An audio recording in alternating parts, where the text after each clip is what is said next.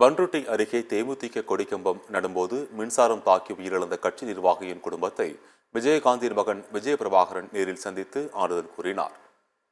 கடலூர் மாவட்டம் பன்ருட்டி அருகே நடுக்குப்பத்தில் மறைந்த தேமுதிக தலைவர் விஜயகாந்த் பிறந்தநாள் விழாவை முன்னிட்டு நேற்று கொடிக்கம்பம் நட்டனர். கொடிக்கம்பத்தை நிமிர்த்தும் போது எதிர்பாராத விதமாக உயரழுத்த மின்கம்பியில் கொடிக்கம்பம் பட்டு மின்சாரம் பாய்ந்ததில் நடுக்குப்பம் தெற்கு தெருவைச் சேர்ந்த தேமுதிக கிளை செயலாளர் வெங்கடேசன் உட்பட 6 பேர் படுகாயம் அடைந்தனர். இதில் வெங்கடேசன் பன்ருட்டி அரசு மருத்துவமனைக்கு கொண்டு செல்லும் வழியிலேயே உயிரிழந்தார்.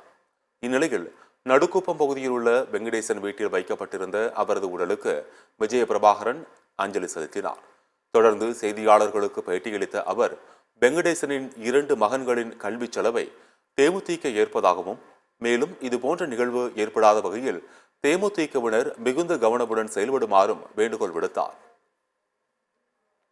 தேசிய முற்போக்கு திராவிட கழகம் சார்பாக 1 லட்சம் ரூபாய் நிதி உதவி கொடுத்திருக்கோம். அப்புறம் நீம சடனுக்கு அவங்களுக்கு 25,000 ரூபாய் தனியாக கொடுத்திருக்கோம். 2 பேருக்குமே படிக்க வைக்கிறதாக சொல்லியிருக்காங்க அந்நியார். அதனால இன்னைக்கு ரொம்ப எமோஷனலா இருக்காங்க எல்லாருமே. இந்த மாதிரி கொடியேற்றும் போதெல்லாம் இன்னி எல்லாருமே கவனமா இருக்கணும். நாங்களோட கேட்டுக்கிறேன். ஆர்வமும் வேகமும் இருக்கணும். அதே நேரம் கவனமும் இருக்கணும். ஏன்னா இந்த மாதிரி கட்சிக்காக உயிரை விடுவேன்னு சொல்லிட்டு இருந்த வெங்கடேஷன் கடைசியில் கேப்டன் பிறந்த நாள் அன்னைக்கு எங்கள் அப்பாவோட போய் சேர்ந்துட்டார் அப்படின்னா உண்மையிலே மன வருத்தமாக இது இருக்கு.